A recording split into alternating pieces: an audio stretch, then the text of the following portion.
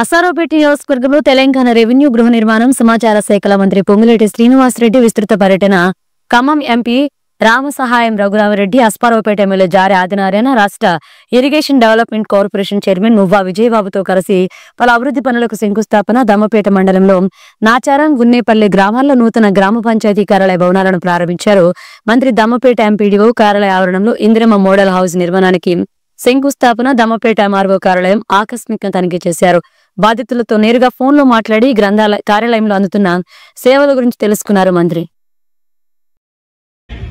ఈ సంక్రాంతికి ఒక రోజు అటో ఇటో మొదటి విడతగా 4.5 లక్షల ఇళ్లు ఇస్తూ ప్రతి ఇల్లు ఏ రకమైన డిజైన్ ప్రభుత్వం ఇవ్వదో మీకు నచ్చిన విధంగా ప్రతి ఇల్లు 400 చదరపు అడుగుల్లో కట్టి ఒక చిన్న బాత్రూము, ఒక చిన్న కిచెన్ కూడా దాంట్లో ఉండాలి అని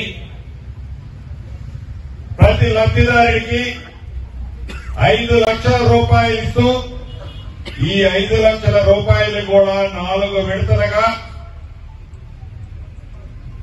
ఫౌండేషన్ పూర్తవడంతోనే 1 లక్ష రూపాయలు, కిటికీ లెవెల్కి గోడలు లెగడంతోనే 1,25,000 రూపాయలు, స్లాబ్ వేయడంతోనే 1,75,000 రూపాయలు, పూర్తి అవ్వడంతోనే మిగతా 1 లక్ష, మొత్తం కలిపి 5 లక్షల రూపాయలు ఇచ్చే కార్యక్రమాన్ని మన ఇందిరమ్మ ప్రభుత్వం శ్రీకారం చుట్టింది.